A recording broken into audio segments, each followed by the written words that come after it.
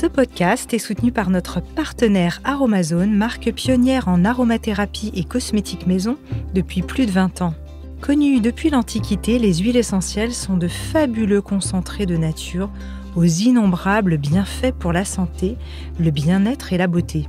Alors moi j'en suis fan pour leurs applications polyvalentes, par exemple pour un effet antiviral. Je fais un petit mélange eucalyptus, ravinsara, tea tree, huile végétale de jojoba à mettre sur les poignets. Moi je trouve ça génial. Aromazone propose plus de 150 références d'huiles essentielles et j'apprécie particulièrement leurs recettes et astuces pour nous aider à bien les utiliser au quotidien. Merci infiniment à eux. Bienvenue dans la saison 3 du podcast Métamorphose, le podcast qui éveille la conscience. Je suis Anne Guéquier, fondatrice du magazine Féminin Bio, auteure de l'Oracle de la Métamorphose et éditrice de projets engagés pour un nouveau monde. Chaque lundi et jeudi, dès 7h, nous partons ensemble à la découverte d'un sujet lumineux avec une personnalité qui porte une voix d'éveil des consciences. Métamorphose, le podcast qui éveille la conscience. Un enfant en pleine santé grâce à des habitudes de vie adaptées. Qui n'en a pas rêvé ? Mes deux invités sont des expertes en matière de santé et d'éducation. La première, célèbre pédiatre, a été une voix de Radio France pendant 26 ans et elle a déposé en 2010 la proposition de loi dite contre la fessée. Ma deuxième invitée est, elle, formée à la naturopathie et engagée pour la transition alimentaire et une santé durable. Dans un nouvel ouvrage qu'elle co-signe, Mon enfant en pleine santé, elle nous démontre comment des habitudes de vie adaptées peuvent optimiser le potentiel de l'enfant avec à l'appui les dernières découvertes scientifiques sur l'épigénétique et le microbiote. Je suis absolument ravie d'accueillir la pédiatre Edwige Gentil et Marie de Wavrin dans Métamorphose. Bonjour à toutes les deux. Oui, bonjour Anne Guéquier. Bonjour Anne. Alors ce livre-là, qui tombe bien puisque ce podcast va être diffusé plus tôt pour la rentrée. C'est vrai que la rentrée, on le disait hors antenne avec Marie, c'est souvent la question, le moment où on se repose un peu de la question des bonnes habitudes en famille, alimentaire, le sommeil. On remet un petit peu les compteurs à zéro. Pour commencer, Edwige, vous voyez souvent ça en période de rentrée, d'automne, les gens se reposent un peu des questions comme ça ? Oui, complètement, parce que les habitudes, par exemple, de sommeil n'ont pas été les mêmes, et à tel point que donner des conseils à cette saison, je leur dis, mais on refait le point à la rentrée, parce que ils vont faire peut-être chambre commune dans un lieu de vacances, donc c'est pas le moment où on va apprendre à l'enfant à dormir dans sa chambre, et beaucoup d'habitudes alimentaires, ils vont peut-être faire buffet où l'enfant va choisir son alimentation, et les vacances ont été une période d'observation. Et on aura des conséquences à en tirer pour notre comportement à la maison. Alors Marie, quand tu as eu l'idée de venir d'écrire ce livre au départ et que tu es venue me voir, parce que je suis éditrice de ce livre aussi aux éditions Erol, tu étais passionnée d'épigénétique parce que tu parlais vraiment de révolution. Qu'est-ce qui est en train de se tramer en ce moment dans ce domaine ? Alors c'est vrai que ça fait une vingtaine d'années qu'il y a des travaux scientifiques qui se multiplient pour démontrer que nos habitudes de vie comptent plus finalement que les gènes dont nous héritons. L'épigénétique, qu'est-ce que c'est ? C'est épi, ça veut dire au-dessus en grec. Donc concrètement, au-dessus de son capital génétique dont on hérite de ses parents, qui lui est stable, définitif, immuable, qu'on décrit dans le livre, il y a en fait nos habitudes de vie, notre alimentation, notre activité physique, notre sommeil, toutes les interactions avec les autres qui vont venir moduler l'expression de nos gènes. Donc c'est vrai que, comme tu disais, Anne, ça m'a véritablement fascinée et je trouve que c'est vraiment une révolution parce que on nous a souvent dit que tout était figé, que tout se jouait et avant 6 ans et qu'en fait on découvre avec l'épigénétique qu'en fait rien n'est jamais acquis, rien n'est joué et qu'on peut à tout moment agir sur la santé de son enfant, sur sa santé, et c'est en cela que je trouve que c'est vraiment une révolution et un outil au service de la prévention santé. Une révolution, mais aussi une bonne nouvelle en ce sens. Alors, Edwige, on parle pourtant des 1000 premiers jours de la vie de bébé qui sont une période un peu cruciale. Alors, ça pourrait, à la fois, ça met un peu la pression de dire ça parce qu'on a l'impression que si on les rate, tout est foutu. Mais là, Marie vient de nous dire que non, au contraire, on peut. Mais il faut quand même faire attention à ce moment-là. Oui, il faut surtout être conscient. Les 1000 premiers jours, ça veut dire la grossesse et les 2 premières années. Il se fait 200 000 connexions neuronales par minute dans le cerveau de l'enfant. C'est plus que jamais sur Google. Et je montre aux parents que dans le carnet de santé, le périmètre crânien que nous mesurons tous les mois augmente dans la première année plus vite que tout au long de sa vie. Après, ça se stabilise parce que c'est maintenant que son logiciel se programme. C'est pour ça que on vérifie l'audition à la naissance parce qu'il vous écoute dès le premier jour de sa vie et chaque information est très importante. Une fois que les parents ont compris ça, ils vont se sortir de la tête les mauvais conseils qu'on leur donne. Laisse-le pleurer, tu le prends trop, il va être capricieux, mets-le dans une autre chambre, ferme la porte, mets-lui une tétine et plein de choses qui sont des conseils complètement ignorants de toute la science que Marie et moi, nous vous mettons dans ce livre pour comprendre le réel développement du cerveau de l'enfant. Alors Marie, est-ce que tu peux nous redire un peu justement sur cette empreinte génétique, comment elle se communique à notre descendance et comment en héritons-nous justement? C'est vrai qu'il y a beaucoup de découvertes qui ont été faites assez récemment dans le domaine. Oui, c'est vrai que en préparant ce livre, on a lu beaucoup de documentation scientifique et on a pu voir que beaucoup d'expériences ont montré que nos cellules en fait gardaient en mémoire des traces acquises pendant la période fœtale et la petite enfance et que en effet, elles pouvaient se transmettre à sa descendance. On dit dans le livre un peu comme si on héritait d'un disque dur avec l'ensemble des modifications génétiques de nos ancêtres et qu'en fait, ces marques épigénétiques, c'était une sorte d'archive de ce qui s'était passé dans l'environnement. Alors, c'est vrai que ça peut faire peur, mais en fait, non. Moi, je trouve que le message, il est très positif parce que justement, ça nous rend acteurs de notre vie. On se dit qu'on peut agir à tout moment, qu'il n'est jamais trop tard pour agir et qu'on peut à tout moment corriger des perturbations passées. Même si, bien sûr, il n'y a pas de baguette magique, mais que malgré tout, on peut, en mettant en place les conseils d'alimentation, d'activité physique, voilà, tout ce qu'on décrit dans le livre, on peut agir pour corriger ce qui aurait été peut-être pas forcément bien fait de la part de nos ancêtres. Et tant d'un point de vue physiologique qu'émotionnel ? Oui, tant d'un point de vue physique qu'émotionnel, tout à fait. On verra effectivement, on parle beaucoup de communication dans le livre. C'est un peu un fil conducteur sur les interactions et on voit qu'en fait tout est chimique dans notre corps et que finalement toutes nos habitudes de vie, y compris les interactions, agissent en provoquant des réactions chimiques dans notre corps qui vont agir du coup comme des petits interrupteurs on/off sur nos gènes. Alors vous, Edwige Antier, qui est une pédiatre renommée, je le disais en introduction, célèbre aussi pour les sujets que vous avez portés à l'Assemblée nationale, etc., mais aussi pour votre pratique. Et c'est vraiment ce livre, vous avez croisé vos regards à la fois de la science, des découvertes et de l'expérience. Qu'est-ce que vous avez vu évoluer, vous, dans votre pratique de pédiatre depuis que vous exercez? Moi, je me souviens à l'époque où j'habitais en France et que mes enfants étaient petits, la pédiatre que je voyais qui avait vu peut-être passer des enfants pendant une trentaine ou une quarantaine d'années me disait à l'époque 1 enfant sur 10 quand j'étais jeune pédiatre était malade et maintenant c'est 1 enfant sur 10 qui est en bonne santé, le reste est plutôt malade. Elle voyait la proportion s'inverser. C'est ce qu'elle disait de son expérience. Comment vous avez vu les choses vous bouger? Donc, elle voyait les dangers. Moi, je suis tout à fait de son avis, mais c'est souvent malade psychiquement, mais comme on le voit grâce à Marie, ce qui est psychique est en lien avec ce qui est physique. Mais vous voyez, dans les années 80, ça a été la révolution. Le bébé est une personne.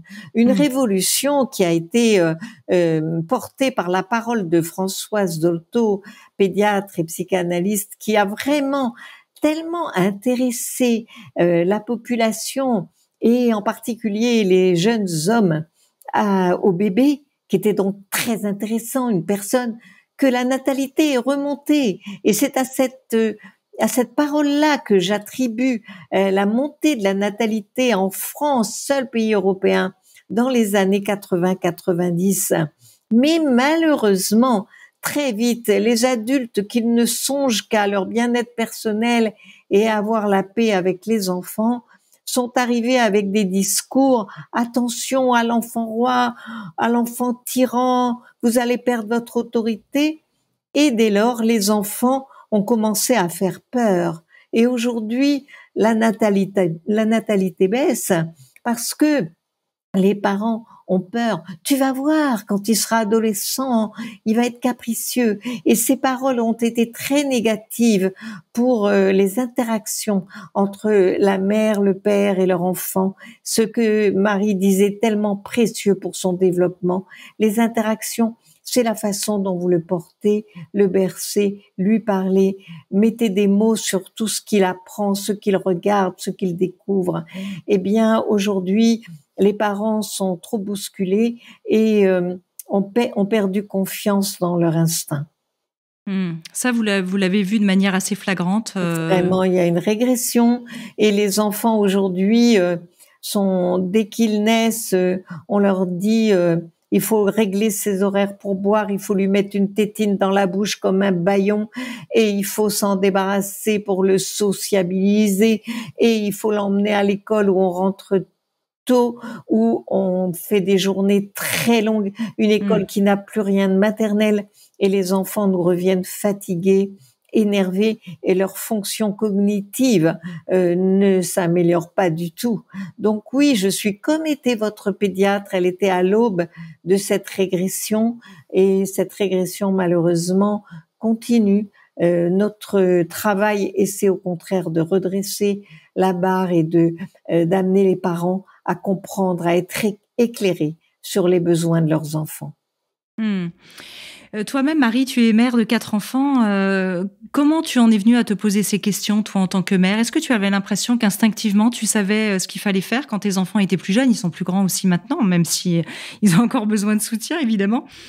Mais tu faisais beaucoup de recherches à titre personnel? Oui, c'est vrai que je me souviens j'aurais bien aimé avoir ce livre, je pense, en tant que jeune maman, maintenant que mes enfants sont adolescents, mais je me souviens de m'être effectivement beaucoup interrogée sur le développement de l'enfant et notamment d'avoir lu des livres de pédiatres, sans doute aussi des livres d'Edwige que je ne connaissais pas encore à l'époque, mais en tout cas effectivement, j'avais vraiment conscience du rôle que, en tant que maman, j'avais pour le développement de mon enfant, de mes enfants. Donc sans doute effectivement, lorsqu'ils sont devenus adolescents et que j'ai découvert l'épigénétique et que j'ai eu une sorte de choc quand j'ai découvert ces notions d'épigénétique, j'ai eu envie du coup de le transmettre au travers de ce livre. Alors tiens, puisque tu parles d'épigénétique, on va revenir un peu sur le rôle des télomères là pour en terminer un peu avec les définitions, parce qu'on en parle beaucoup en ce moment des fameux télomères, mais tout le monde ne sait pas forcément ce dont il s'agit. Alors, les télomères, en fait, ce sont comme des petits capuchons qui protègent nos chromosomes sur lesquels se trouvent nos gènes. Et effectivement, on a découvert que au fil des années, sous l'effet de nos habitudes de vie, la sédentarité, un manque de sommeil, une alimentation pas forcément adaptée, la pollution, tout ça, le stress, leur longueur avait tendance à diminuer. Or, ces petits capuchons, ils sont vraiment essentiels, ils sont précieux, ils sont protecteurs et en fait, ils déterminent notre espérance de vie en bonne santé. Mais là encore, ce qui est bien, c'est qu'on retrouve toute cette philosophie éducative et cette philosophie de l'épigénétique, c'est que on peut à tout moment renverser la tendance et c'est cette philosophie de l'action qui me plaît beaucoup dans l'épigénétique et qu'on peut appliquer au télomère puisque on voit au travers des études qu'on avait consultées que par exemple le régime méditerranéen peut agir sur la longueur des télomères. Donc un régime basé sur des légumes, des légumineuses, de l'huile d'olive, peu de viande rouge et peut agir sur la longueur des télomères et de même bouger peut allonger les télomères.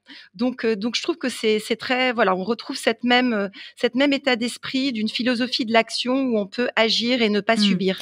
Et pourtant on a l'impression parfois d'entendre toujours la même chose et que c'est le bon sens qui parle, c'est-à-dire que forcément qu'un régime alimentaire adapté, pauvre, pas trop carné, pas trop de laitage, beaucoup de légumes, des bons gras, etc. Enfin, on a l'impression d'entendre ce discours depuis longtemps. Alors là, ce qui est nouveau, c'est que ça a été prouvé, c'est ça ?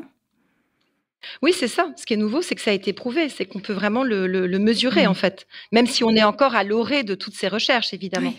Alors, puisqu'on parle de communication et que c'est le fil rouge, hein, vous le disiez tout à l'heure, de votre livre, en matière de communication avec son enfant, on revient un petit peu sur ce qui est essentiel de 0 à 6 ans. Alors, votre livre est très complet et puis c'est difficile de mélanger toutes les tranches d'âge. Mais en matière de communication, pour vous, qu'est-ce qui est vraiment important, Edwige Antier ? J'aimerais bien que vous parliez aussi du lien d'attachement, parce que c'est pareil, on en parle beaucoup en ce moment, qu'il est fondateur non pas de travailler sur ce lien d'attachement, mais d'avoir cette conscience quand les enfants sont petits que ça se crée à ce moment-là. Oui, absolument. Le bébé, au moment où il vient de naître, j'explique aux parents qu'il est comme un cosmonaute qui débarquerait sur une planète. Lui, il ne sait pas où il est. Il était dans le ventre de sa mère. Et il a besoin d'être en stratégie de recherche, c'est notre expression, pour regarder comment est faite cette planète, quels sont les codes de son environnement. Et la première chose à laquelle il se vrille, c'est le regard de sa mère quand il est dans ses bras. Il est programmé pour voir entre 20 et 40 centimètres exactement entre le regard de sa mère et ses bras. Et c'est là que naît l'attachement, dans la façon dont elle le regard, dont elle lui parle avec un petit ton spécial et dont elle lui donne le sein et dont elle échange. C'est pourquoi je suis tellement triste quand je vois que le premier geste maintenant en France, et surtout en France où nous sommes beaucoup trop rigides, nous mettons dans les listes de naissance, dans la valise de naissance, une sucette, c'est-à-dire quelque chose pour empêcher le bébé d'envoyer ses signaux. C'est extrêmement dangereux, il ne faut pas faire ça. Il faut absolument comprendre que le bébé, de façon universelle, ce qu'on explique dans ce livre, les émotions du bébé et sa compétence pour exprimer par son visage les émotions et par sa bouche, même quand il ne parle pas, sont universelles. Que vous preniez un bébé des tropiques dans une île perdue ou un petit Parisien, on les voit déjà in utero naître, ces expressions où il va dire qu'il est content ou qu'il a besoin de quelque chose, qu'il souffre, qu'il appelle, qu'il veut qu'on lui parle, eh bien, il va l'envoyer par des expressions préprogrammées à sa mère dans ses bras. Et c'est là que naît l'attachement qui fait que parce que vous guettez, parce que vous vous accordez, on parle aussi d'accordage, à chacun des signaux de l'enfant, eh bien, vous allez le connaître et vous allez vous y attacher et vous allez être bien dans votre corps quand lui se sent bien dans le sien. Donc, ces périodes où vraiment on est proximal avec son bébé et puis doivent se prolonger plus que dans notre société actuelle. Dans notre société actuelle, on n'a qu'un mot à la bouche, il doit être autonome, on lui met une tétine et on le pose à la crèche à 3 mois. Il y a des tas de façons que nous expliquons pour concilier le travail féminin qui est absolument indispensable pour notre liberté, notre dignité, et en même temps les besoins de l'enfant. C'est tout à fait possible et il faut tout comprendre dans ce sens. C'est fou parce que quand on vous entend, on sent toujours ce regard émerveillé sur l'enfant, cette tendresse. Ça vous a jamais quitté, ça ? Au contraire, plus j'ai connu l'enfant, plus je l'ai rencontré, plus j'ai été émerveillée et plus j'ai souffert quand soit les parents, soit surtout la société autour des parents ne rendaient pas ce qu'il fallait pour vraiment l'optimiser dans son développement. Parce qu'après, ça sera pour toute sa vie. C'est un capital qu'on lui donne. Moi, je sais que je veux pas faire de cette interview un cas particulier, mais je me souviens qu'en tant que mère, j'étais vraiment une mère assez écorchée vive de tout ce qu'on essayait de m'imposer, effectivement, autour de la naissance, que je ne souhaitais pas, c'est-à-dire la tétine, on me l'avait proposée à la maternité. À l'époque, j'habitais en Espagne, automatiquement. Alors, c'était pas une question forcément des Espagnols ou pas, hein, l'idée n'est pas là, mais... Et j'avais l'impression de devoir lutter pour refuser à chaque fois, alors que j'aurais aimé être plutôt dans un sort de flot soutenant plutôt que d'essayer de me battre contre, quelque part. C'est pas un moment où on a envie d'être en contre. Oui, et le pire, c'est qu'on emballe avec des formules pour justifier. Donc, on va dire qu'il a besoin d'une succion non nutritive. Mais c'est absolument faux. Le bébé, dès qu'il vient au monde, instinctivement, il cherche le sein de sa mère, comme le cordon pour aller d'un cosmonaute pour aller dans sa navette. Ça le répare et il ne cherche pas un sein sec. Les seins donnent du lait quand le bébé tète. Et quand on donne le biberon, eh bien, il faut imiter. Et si on a compris cette alchimie, eh bien, on va l'imiter. C'est-à-dire qu'on va pas profiter de ce qu'il a le biberon pour mettre des heures. Or, aujourd'hui, encore, tous les bébés m'arrivent. Ah, il faut qu'ils tètent le biberon toutes les 3 heures pile poil. Et entre eux, il va avoir la tétine pour ne pas pouvoir dire qu'il a besoin de lait et de se calmer, d'être porté. Donc, au biberon aussi, on peut s'inspirer de tous ces travaux et des bienfaits qu'apporte une éducation que moi j'appelle proximale. Le bébé proche de soi et après l'enfant, il restera proche de nous en grandissant. Alors aussi dans votre livre, Marie, vous parlez toutes les deux d'enfants plus moteurs ou plus verbales, et tu dis aussi que c'est pas une fatalité génétique. Alors moi je trouve ça assez intéressant parce que c'est vrai que on voit bien quand les enfants sont tout petits, oh, il a parlé, ah ben le mien il a pas parlé, et donc il y a une espèce de compétition, il y a des peurs autour de ça. Alors, est-ce qu'on peut déjà rassurer les parents par rapport à ça? Il y en a qui sont plus moteurs, plus verbales. Est-ce que ça veut dire que toute leur vie, ils vont être plus sportifs et d'autres avoir plus d'aptitude à la communication? Et que toi, tu dis, c'est pas une fatalité au niveau génétique en plus, hein, donc il faut pas s'inquiéter. Oui, bah alors c'est vrai que le côté, effectivement, le fait qu'il n'y ait pas de fatalité génétique, ça, je pense que c'est vraiment quelque chose qu'on martèle beaucoup dans le livre. Ça nous rend effectivement responsables par rapport à ce qu'on transmet à nos enfants. On parle beaucoup d'interaction. On disait effectivement tout ce qui est communication, bienveillance avec son enfant, c'est vraiment un fil rouge dans le livre. Et effectivement, et parler, interagir avec son enfant, ça permet de développer le langage. On s'appuie aussi sur des études dans le livre où on montre que finalement, plus il y a d'échanges, plus les interactions sont fréquentes, plus les zones du langage dans le cerveau sont développées. En fait, ce qui est important, c'est pas simplement de faire baigner son enfant dans un bain de mots, mais c'est surtout, voilà, c'est surtout en fait les interactions. C'est vraiment ça en fait qui permet de développer le langage. Et donc c'est pour ça qu'il n'y a pas de fatalité effectivement sur d'être verbal ou d'être plus moteur. C'est que en fait c'est vraiment parce que on enrichit le vocabulaire de son enfant en lui parlant, mais aussi ça permet de lui apprendre à penser, à ressentir des émotions, à mettre des mots sur ce qu'il ressent.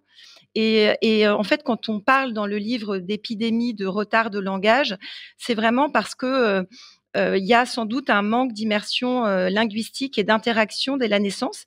Et pour ça, effectivement, on donne des conseils pour essayer de parler avec son enfant et de aussi bien veiller à parler avec son deuxième enfant. C'est pour ça qu'on dit dans le livre l'aîné parle et le deuxième crapahute, parce que peut-être qu'on a tendance à parler davantage avec l'aîné, et que le deuxième finalement il va suivre le mouvement, et que du coup il faut être vigilant pour essayer de garder du temps avec chacun pour garder ce temps d'interaction qui va permettre de développer le langage. Edwige, est-ce qu'il y a quand même un côté signifiant, un enfant qui va marcher de manière particulièrement précoce, par exemple? Alors tardive, on sait que ça peut être pathologique, mais plutôt voilà un enfant qui parle de manière précoce. Est-ce que c'est signifiant ou pas forcément tout ça? Eh bien, ce qui est signifiant, c'est oui, comment on lui a parlé, le nombre de mots qu'on a mis dans son lexique est signifiant, comme vous dites, Anne. C'est-à-dire qu'on a vu, vous savez, il y a une étude s'appelle 30 millions de mots, qui montre qu'entre un enfant de 4 ans qui a baigné dans un milieu langagier, communicant, attentif à lui, et un autre qui a bénéficié d'un environnement plus dépourvu de communication, eh bien, il y a 30 millions de mots de différence dans leur lexique. Ça veut dire pas qu'ils parlent, mais qu'ils ont entendu, qu'ils ont intégrer le sens, dont ils ont intégré le sens. Et ces mots, c'est 30 millions de mots à 4 ans de différence que les professeurs connaissent bien, parce qu'en maternelle, ils savent bien qu'il y a des enfants qui comprennent énormément plus de choses que d'autres. Ils vont être déterminants pour l'apprentissage de la lecture, la réussite scolaire, le devenir social. Alors on pourrait dire c'est terrible de dire ça. Et d'ailleurs, on a beaucoup contredit, caché sous le tapis, tout ça. Mais moi, qui suis dans la pratique quotidienne, je peux vous dire que c'est pas tant. Il y a des enfants qui parlent déjà très très très bien à 3 ans et d'autres qui n'ont que quelques mots. Alors on dira, il faut pas comparer, il va rattraper, il comprend tout parce qu'il comprend quand on va lui dire va chercher tes chaussures. Mais il aura besoin dans notre civilisation de la communication de concepts plus sophistiqués.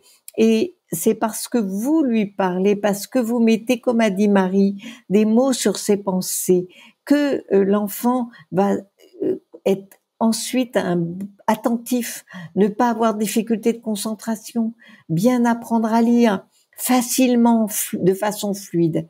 Ce qui est terrible, c'est que les parents sont fatigués, surmenés.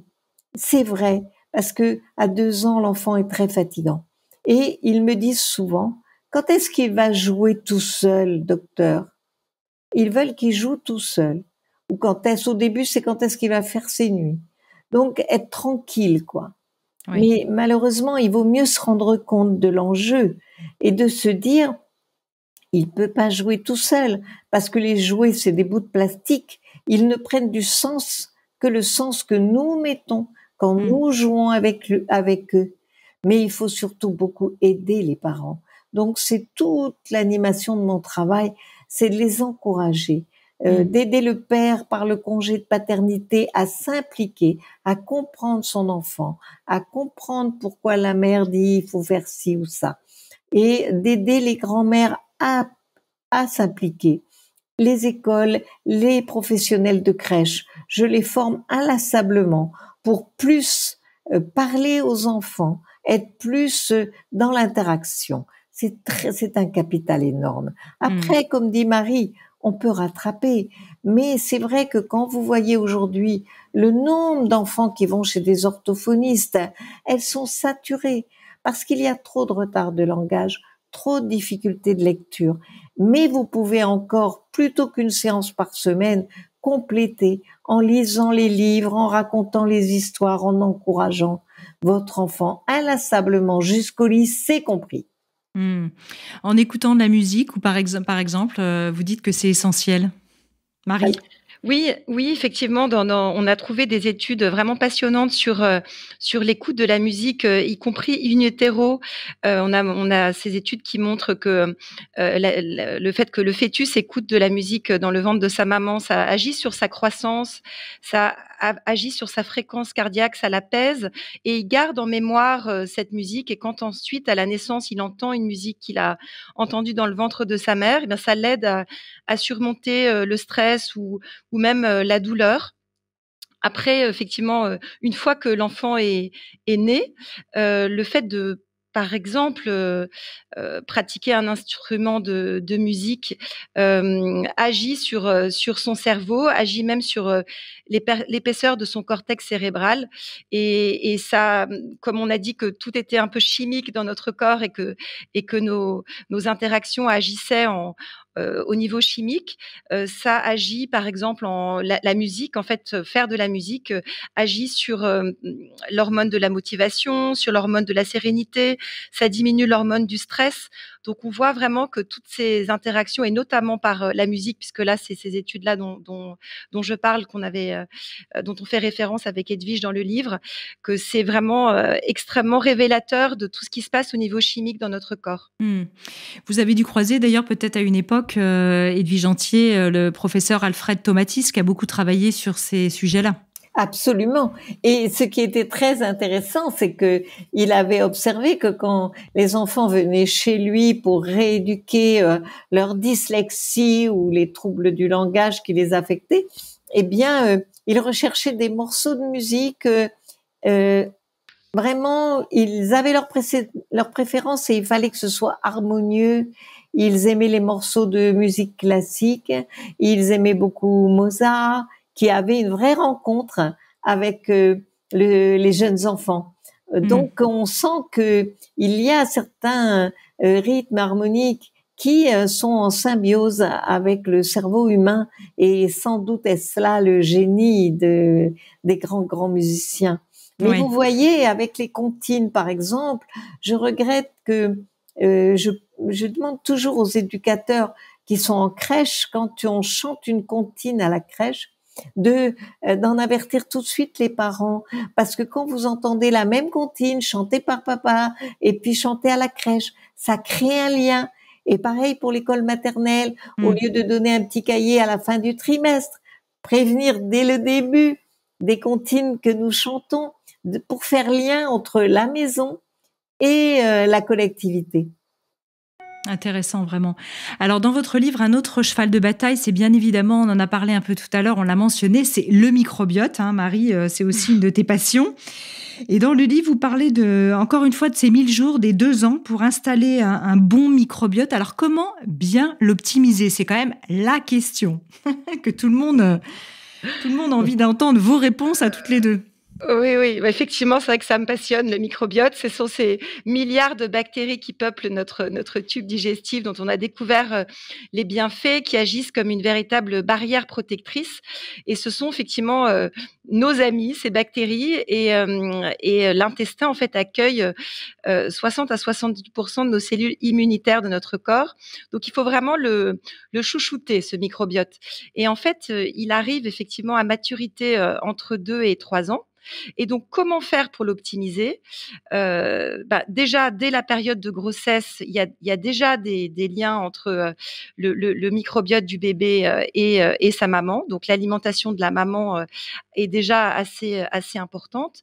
Après, au moment de l'accouchement, le fait d'accoucher par voie basse ou par césarienne va avoir une incidence sur le microbiote. Par voie basse, l'enfant va avoir une transmission des bonnes bactéries de la mère vers son enfant.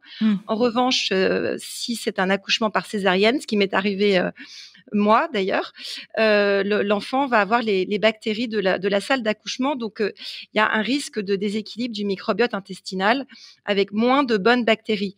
Mais dans ces cas-là, on peut effectivement toujours pareil agir pour rétablir, et l'allaitement maternel pourra être très adapté aux besoins de l'enfant, puisque le lait maternel est très riche en probiotiques, c'est-à-dire des micro-organismes vivants qui vont venir enrichir le microbiote intestinal de l'enfant.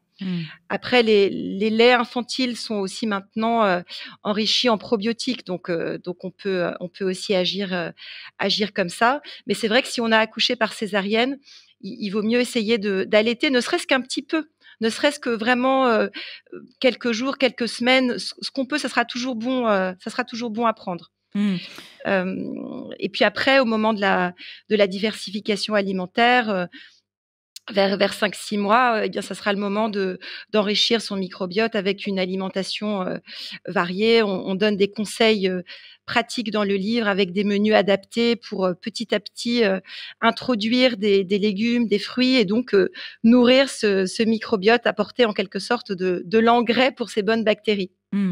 Alors on dit que les probiotiques, c'est pas non plus automatique, un peu comme on disait à l'époque comme les antibiotiques, que c'est vraiment, ça dépend des flores intestinales, et que on connaît pas toujours la composition de la flore. Enfin, il faut faire un peu d'analyse là-dessus.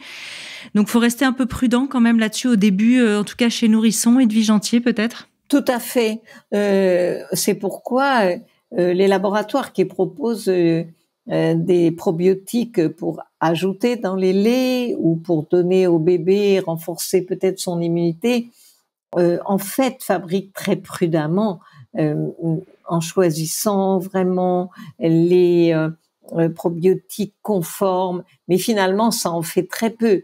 Moi, je tiens à dire quand même que par rapport aux milliards de probiotiques qui sont dans vos seins, eh bien, il vaut mieux essayer d'être naturel, le plus naturel possible. Et dans notre culture très française, parce que ça n'est pas ainsi chez les Scandinaves, ni les Canadiens, ni les Américains, dans notre culture très française, on pense que dès lors que l'on va travailler, eh bien forcément, on ne va allaiter que quelques semaines. Or, c'est dommage parce que ce sont les premières semaines qui sont les plus difficiles pour mettre en route l'allaitement et qu'après c'est très facile et qu'en fait on peut parfaitement concilier le fait de se réveiller en douceur le matin avec une tétée, de poser bébé à la crèche pour sa journée où il mangera et complétera au biberon et de le retrouver le soir, comme me disent les mamans, ça me répare, de se remettre le bébé au sein et de l'endormir dans la douceur. Et quand les mamans font ça, de plus en plus, vous savez, Anne, de mamans font ça.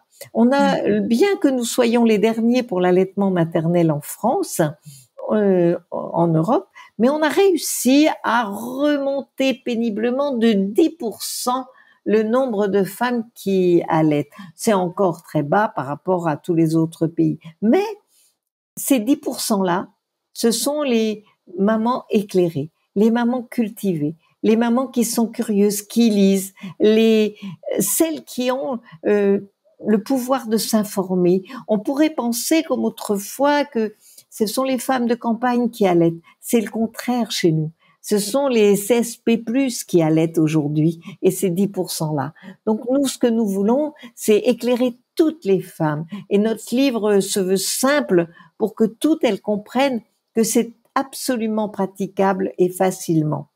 Après, le problème qu'on va rencontrer, c'est au moment de la diversification, parce que évidemment, les légumes, le poisson, c'est très bon pour le cerveau, tout ce que nous expliquons. Mais il y a aussi l'adaptation au goût de l'enfant, et nous parlons de la DME que les mamans commencent à connaître, la diversification menée par l'enfant pour ne jamais le forcer. Donc c'est pas parce que c'est écrit qu'il faut manger du poisson qu'on va le forcer. On va savoir lui donner sous des formes qui vont lui permettre de s'apprivoiser tous les goûts lui-même. Intéressant. Je précise en France que effectivement, quand on cherche à allaiter, si on manque de soutien, il y a quand même beaucoup d'associations qui font un travail formidable, gratuitement, bénévolement, pour soutenir la jeune allaitante. Moi-même, j'en ai beaucoup bénéficié en allaitant mes enfants, et c'est vrai que je les remercie au passage parce qu'elles permettent vraiment de passer le cap dans les moments difficiles. Voilà, il faut en avoir la curiosité, mais on doit dire aussi l'importance du soutien du père.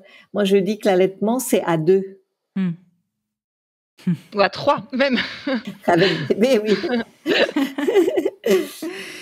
C'est intéressant. Alors justement, au niveau de la diversification alimentaire, on entend un peu tout et son contraire. Alors là, est-ce que vous avez envie de nous en parler peut-être, Marie, si tu veux commencer ?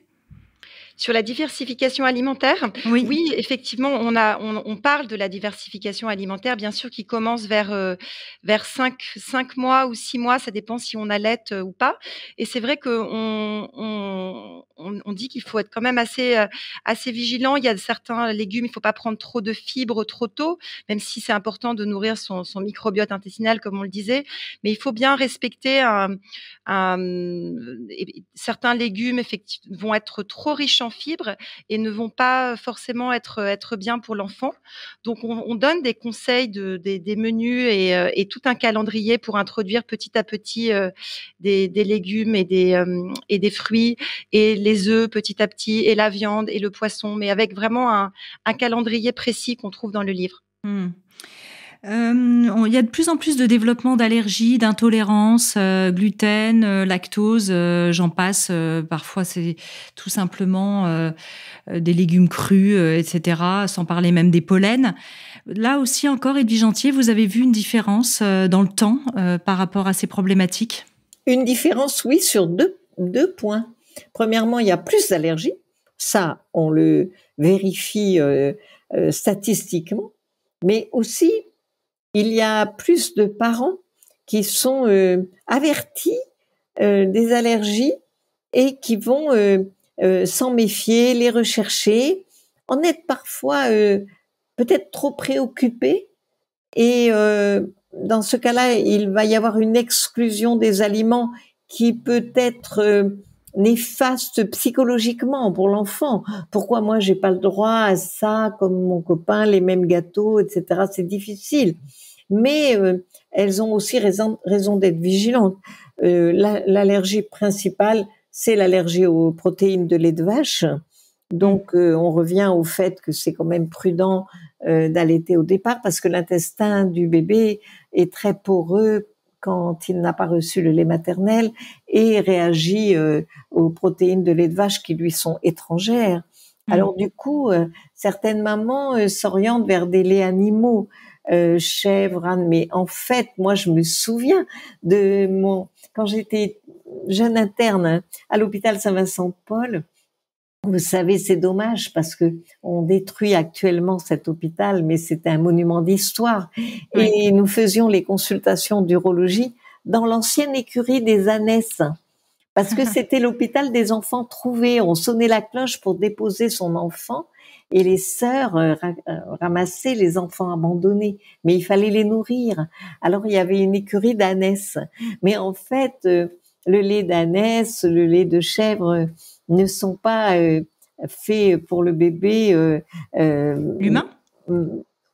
Voilà, pour le bébé humain. Et il y a des carences. Alors on essaie de plus en plus d'adapter ces laits, mais à la fin ils sont vraiment très différenciés pour donner du vrai lait pour bébé et avoir tous les nutriments. Mais en tout cas, nous avons des laits aussi dont les protéines sont hydrolysées pour ne pas être allergisantes. Donc quand ils sont intolérants au lait de vache, on a des solutions, mais bon, essayez parfois d'allaiter le suivant si vous avez été averti. Il y a aussi beaucoup d'allergies à l'arachide qui se trouvent pratiquement dans tous les biscuits, les gâteaux pour enfants, et donc ça demande une vigilance très grande. Des allergies aux poissons ou aux œufs. Quand on parle du gluten, c'est pas vraiment une allergie, c'est une intolérance. Le lactose aussi. La différence, c'est que ça ne donne pas les mêmes réactions qui peuvent être carrément l'allergie. Ça peut vous donner un malaise grave avec un œdème étouffant ou des choses comme ça.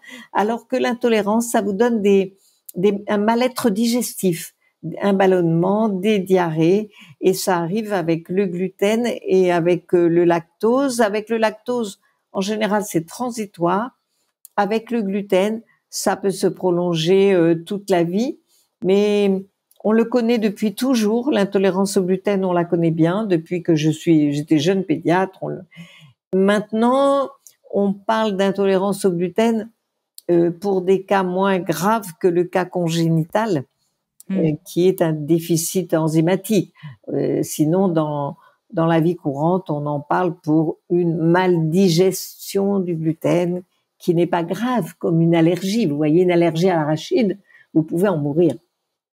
Bien sûr, oui, ça peut être un choc. Oui, c'est dire comme c'est important d'éduquer les mamans quand elles ont l'impression et qu'elles disent en vrac il est allergique à ceci, cela. Non, on fait des bilans le plus précis possible pour pouvoir laisser à l'enfant une alimentation variée quand il y a droit et ne pas priver trop les enfants. Oui, puis à propos du lait maternel, rappelons que chaque mammifère produit le lait qui convient à son espèce quand même. Parfois, on l'oublie. C'est ça. Et les chèvres, c'est très mignon, mais le petit chevreau, il n'a pas besoin de 9 mois pour se finir, tandis que le bébé humain a une croissance de son cerveau beaucoup plus longue, et donc les ingrédients ne sont pas les mêmes. La vache est celle qui se rapproche le plus de l'humain en longueur de gestation et lenteur de croissance. Donc son lait pourvoit à tous ses besoins le moins mal possible. C'est ça. Je crois que la vache a 4 ou 5 estomacs et puis le veau, il doit tenir sur ses pattes dès la naissance, ce qui n'est pas le cas du petit dôme. Voilà.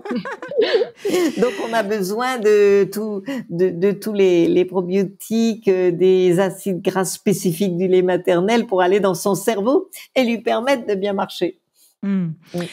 Alors Marie, est-ce qu'on aurait un excellent conseil pour avoir une très bonne immunité toute sa vie? On aimerait bien avoir une baguette magique là et puis pouvoir faire gling avec le conseil. Alors je sais bien que ça fonctionne pas comme ça évidemment, mais quand même, qu'est-ce qui met toutes les chances de notre côté là au niveau immunité? Bon, c'est vrai qu'effectivement, depuis 1 an et demi, on ne parle que de ça, de l'immunité. Donc, tu parlais tout à l'heure du terrain, et c'est Pasteur qui disait le terrain, le microbe n'est rien, le terrain est tout. Mm. Donc, on voit bien que pour l'immunité, il faut avoir un bon terrain. Alors, ça passe évidemment. Alors, par il le a dit, je crois, Pasteur, intestinal. attends, je te coupe, je crois que Pasteur, il l'a dit à la fin de sa vie, dans l'histoire qu'on m'a racontée, c'est Oui. en disant que Claude Bernard avait raison. Ah oui, c'est ça. Ouais, je crois pas qu'il ait dit ça toute sa vie, Pasteur. Bon. En tout cas, voilà, ça lui reste attribué et ça prouve que il a quand même, à la fin de sa vie, compris que c'était essentiel le terrain, et je pense qu'on en est tous persuadés. Et donc, effectivement, tu disais que le microbiote intestinal était une de mes passions, mais parce que je comprends bien que le microbiote intestinal a un effet très important sur l'immunité. Donc, il faut chouchouter son microbiote pour avoir une bonne immunité. Ça, je pense que c'est le premier conseil qu'on pourrait donner. Le deuxième conseil, c'est d'enrichir son alimentation en oméga 3. Les oméga 3, ce dont parlait Edwige, ce sont les bons acides gras qui se trouvent dans les laits maternels, bien sûr, mais qui se trouvent aussi dans les poissons gras, dans les huiles de lin, de colza, de cameline, et dont on manque tous et qui ont un effet avéré sur l'immunité. Je pourrais aussi donner en troisième conseil de tout ce qui est vitamines et minéraux, notamment vitamine C, vitamine D et zinc, qui sont un peu un trio gagnant pour l'immunité. Et puis, bien sûr, l'activité physique, dont on a vu les effets positifs sur l'immunité, qui augmente la production des globules blancs de défense. Pas trop fort non plus, il faut pas une activité physique trop intense, mais une activité physique normale a un effet positif sur l'immunité. Et bien sûr aussi le sommeil. Voilà, ça c'est un conseil qu'on peut donner, puisqu'il y a des études qu'on cite dans le livre qui montrent que si on a un déficit de sommeil, on multiplie par 4, je crois, le risque de tomber malade après une exposition à un virus. Donc ça, c'est aussi quelque chose à avoir en tête. Oui, j'imagine d'ailleurs, ça c'est vrai pour petits et grands. Alors justement, venons-en au sommeil, parce que le sommeil, c'est un énorme sujet pour les parents. Est-ce qu'il fait ses nuits, il fait pas ses nuits? On voit des parents autour de nous, et on en a connu, et vous, Edwige, j'imagine, vous en voyez vraiment tous les jours, qui sont empêtrés dans ces histoires de sommeil. Qu'est-ce qu'on pourrait dire à ce sujet? Évidemment, alors vous avez un tableau qui est magnifique dans votre livre, une très très belle illustration sur le train du sommeil. Et moi, je sais que j'aime bien souvent, avant votre livre, j'allais souvent sur Internet regarder ces fameux tableaux pour savoir par tranche d'âge ce dont mes enfants avaient besoin. C'est important vraiment de rester là-dessus, d'être vigilant. Alors, je vais vous répondre. Oui, et nous l'avons beaucoup travaillé dans sa présentation avec Marie, parce que nous ne voulions absolument pas que les parents en concluent, il doit dormir, il a tel âge, donc il doit absolument dormir 10 heures et faire 2 siestes de 1 heure ou une demi-heure. Parce que imposer le sommeil, ce n'est pas possible. Et encore mieux que le sommeil, il y a l'empathie, la bienveillance, la sérénité dans laquelle l'enfant s'endort, la sensation que ses parents sont toujours là pour l'aider, que quand il fait un petit cauchemar, on vient, on se réveille, on le protège. C'est encore plus important que les heures de sommeil. Or, si, parce que l'on croirait que ces heures sont impératives, on oblige l'enfant à aller au lit dans les pleurs, les hurlements, en fermant la porte, comme je vois faire, en refusant de se lever la nuit, eh bien, on va enlever tous les effets bénéfiques de l'heure en plus qu'on lui aura imposé. Donc, il faut profiter des vacances, comme vous disiez au début de l'entretien. Là, on va être en vacances pour observer le chronotype de son enfant. C'est-à-dire, quand il n'a pas de contraintes le matin, à quelle heure il s'éveille et ça fait combien d'heures pour lui de sommeil spontané. Vous savez à ce moment-là quel est son besoin personnel et vous pourrez, en rentrant, essayer de le préparer jour à jour à se coucher un peu plus tôt en sachant à quelle heure il faudra qu'il se réveille. Et pour l'endormir paisiblement, eh bien, vous n'hésiterez pas à vous inspirer, comme je l'explique beaucoup dans le livre, des cultures traditionnelles qui permettaient à l'enfant d'avoir d'abord un berceau qui berce. Je ne sais pas pourquoi aujourd'hui on fait plus des berceaux qui bercent. Et puis ensuite qu'on s'allonge à côté de lui, qu'on lui permet de s'endormir accompagné, et que éventuellement on ait un petit lit d'appoint dans sa chambre pour aller le retrouver s'il est dans la panique. La bienveillance, et l'enfant va grandir avec un bon sommeil sans avoir besoin de se gaver de somnifères ou d'être toujours puni et grondé. Le cododo, Edwige Antier, vous en pensez quoi? Alors le cododo, j'ai grandi dans des cultures en Asie au milieu des paillotes, en Océanie au milieu des cases, où il n'y a pas de chambre d'enfants et où les enfants sont naturellement en cododo. Et ça fait des gens très autonomes, très dynamiques, très bien, avec une grande joie de vivre. Donc, je suis pas du tout anti-cododo. Bien sûr que dans les 6 premiers mois, il faut faire très attention et pas étouffer son bébé. Et beaucoup de parents savent mettre des lits en sidecar, comme ils disent, voilà, pour que le bébé soit absolument tout prêt, mais ne risque rien. Et puis ensuite, en tout cas, l'idée de maintenant, je vais le mettre dans sa chambre et je vais fermer la porte. Non, moi, je dis non. C'est inhumain et c'est très propre à notre société coercitive, anti-besoin de l'enfant. Non, laissez le temps à votre enfant et vous vous en trouverez beaucoup mieux. Alors, on me dit souvent, oui, mais pour la vie privée, eh bien, excusez-moi, si l'enfant, vous vous êtes allongé à côté et qu'il s'endort bien, et c'est là que vous aurez de grands plaisirs entre compagne et compagnon, une fois que l'enfant dort bien et qu'on a le cœur tranquille. Allez, on milite pour le retour des berceaux qui bercent, des rocking chairs aussi, hein, les chaises à bascule. On va passer pour des nostalgiques. Marie, sur le sommeil. Mais moi, je milite pour ça aussi. Pas de tétine, le berceau. Marie, que nous disent les neurosciences sur le sommeil, là? Alors, c'est vrai que moi, si je peux parler de mon expérience de maman d'adolescent, je vois que le sommeil risque d'être perturbé à l'adolescence parce que écran, parce que pression scolaire et du coup dette de sommeil.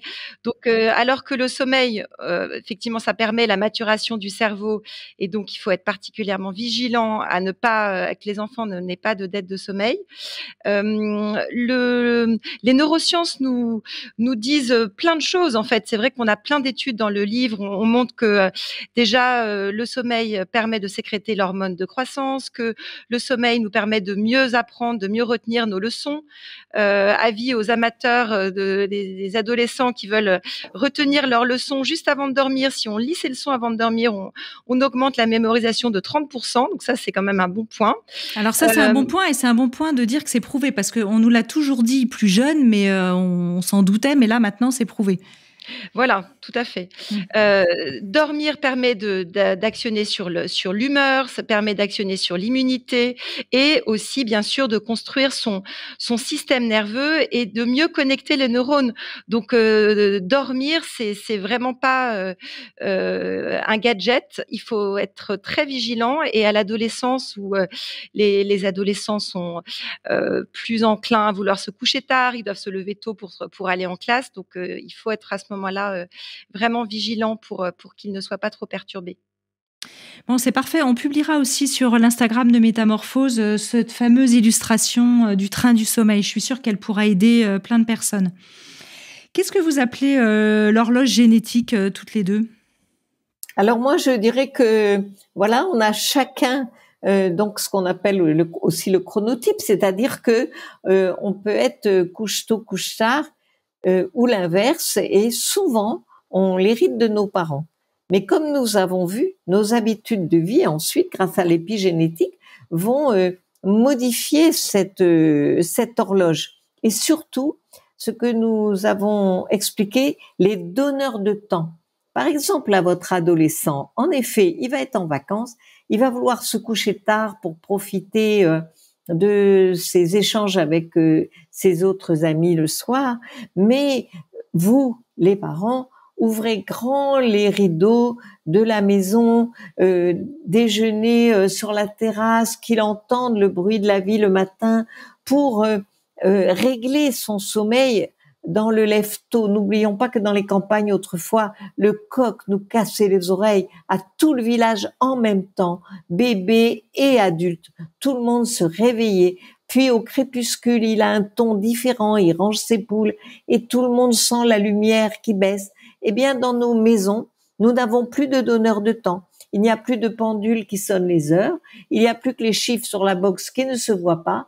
Et finalement, c'est maman qui, comme une cloche, tourne en disant « il va falloir se baigner, il faut passer à table, venez à table ».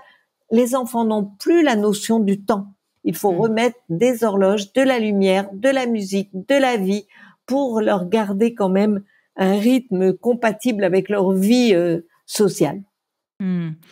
Ça, c'est vrai que c'est intéressant de le rappeler. On s'approche de la fin de ce podcast, toutes les deux. Marie, sur la partie aussi émotionnelle de l'enfant, on l'a déjà évoqué un peu tout à l'heure, mais c'est important de revenir dessus parce que c'est vrai que on s'aperçoit que c'est absolument essentiel d'accompagner aussi ces enfants dans la découverte de leurs émotions avec bienveillance. On parle beaucoup de parentalité positive. Ça vous semble important aujourd'hui d'insister là-dessus ?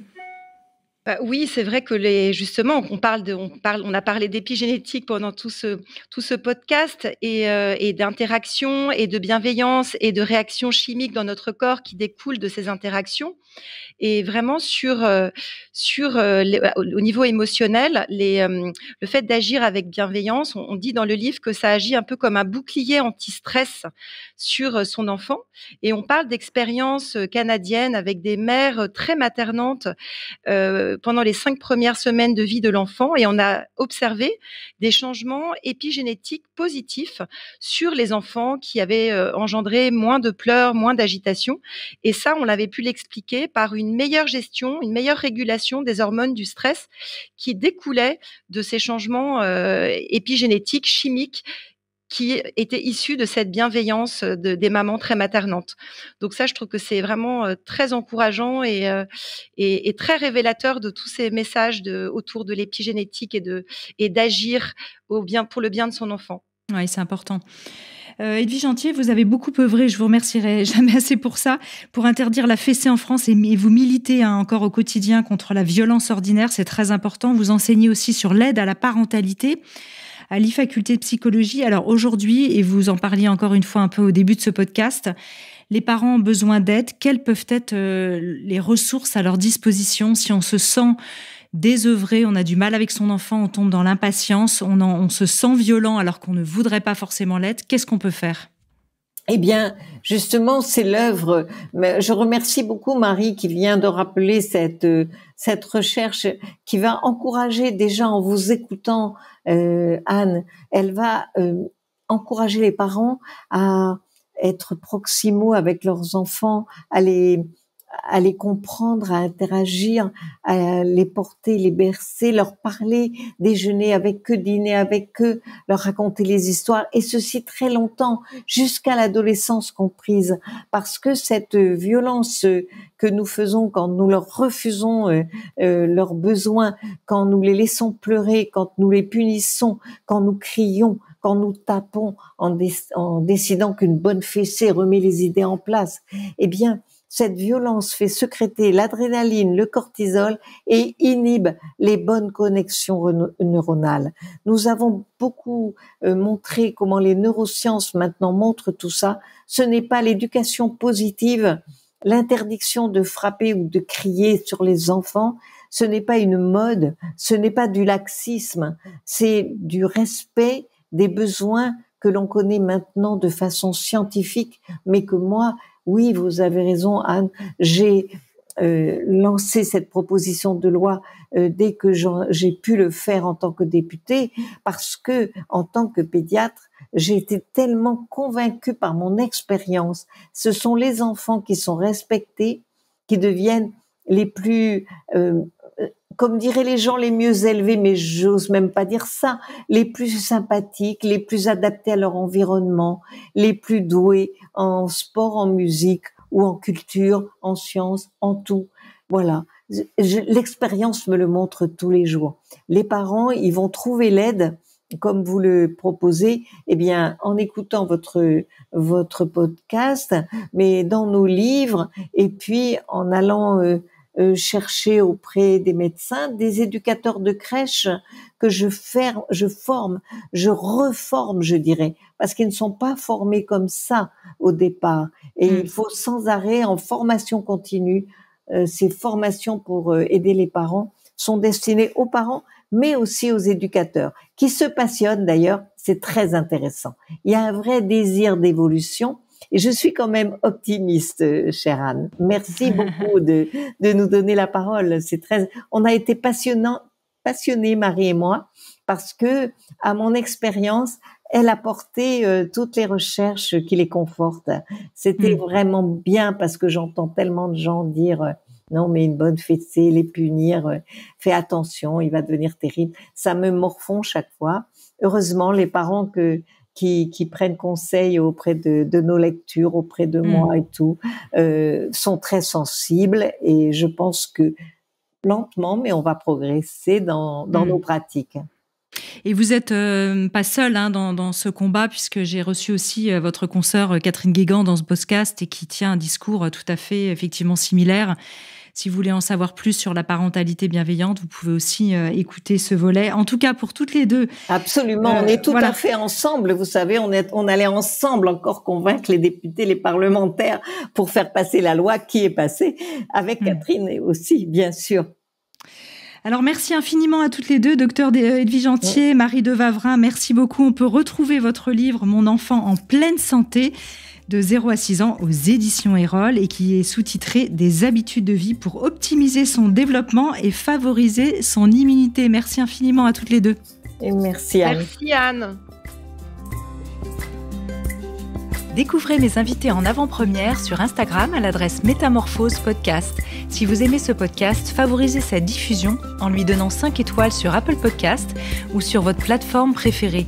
Et surtout, abonnez-vous pour suivre tous les épisodes gratuitement. Découvrez aussi en librairie mon livre, issu du podcast Métamorphose éveille ta conscience, 33 rencontres essentielles pour être soi, aux éditions Erol. Et enfin, pour nous soutenir, rejoignez la tribu Métamorphose à l'adresse patreon.com/métamorphose. Merci infiniment. Métamorphose, le podcast qui éveille la conscience.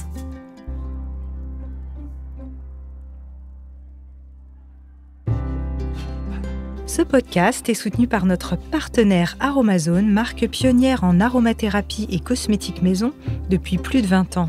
Connues depuis l'Antiquité, les huiles essentielles sont de fabuleux concentrés de nature aux innombrables bienfaits pour la santé, le bien-être et la beauté.